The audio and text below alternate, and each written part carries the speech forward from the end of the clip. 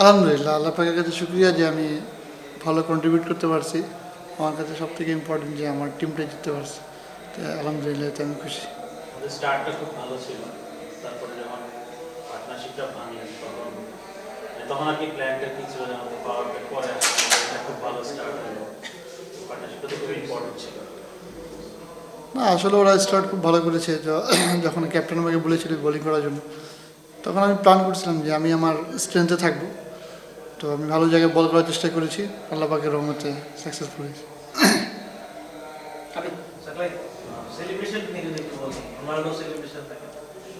আসলে আমি personally ব্রাজিলকে support করি।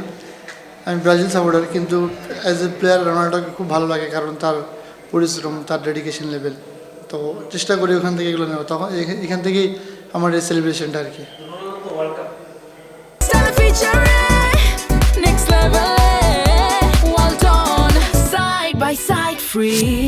সরি,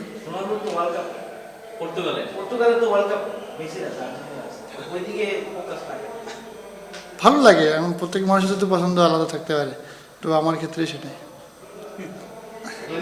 আপনি যে সেলিব্রেশনটা দেন, ক্রিকেটের মাঠে কি সবসময় আমরা এই সেলিব্রেশনটা দেখবো নাকি এটা কখনো চেঞ্জ হতে পারে?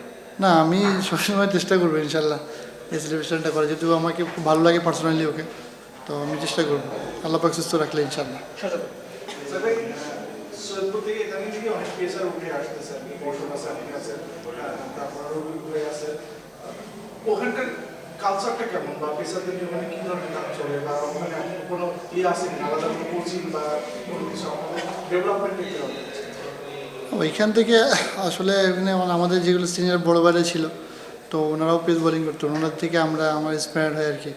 আমরা যেমন ক্রিকেটে আসি তখন জিজ্ঞেস করা হয় একাডেমিতে ফার্স্ট টাইমে তুমি কি, আমি তখন বলছিলাম যে আমি পেস বোলিং করি।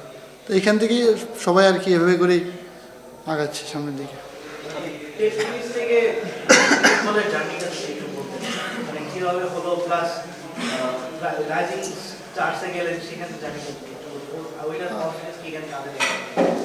আসলে আপনারা সবসময় বলেন যে আমি টেনিস থেকে এখানে এসেছি, আসলে কিন্তু না। আমি এখানে আমি 7-8 বছর ডোমেস্টিক ক্রিকেট খেলেছি, 2 বছর সেকেন্ড ডিভিশন, থার্ড ডিভিশন 1 বছর খেলেছি, ফার্স্ট ডিভিশন 2 বছর খেলেছি। তো এখান থেকে আমার জার্নি। তো লাস্ট ইয়ার এই বছরই আমি এসপিতে সুযোগ পেয়েছিলাম, তো এখানে চেষ্টা করেছি ভালো করার। তো আর কি আমি আমার কাজে ফোকাস দিয়েছি, বাকিটা আল্লাহ পাকের রহমতে এত দূরে এসেছি। Thank you. Thank you.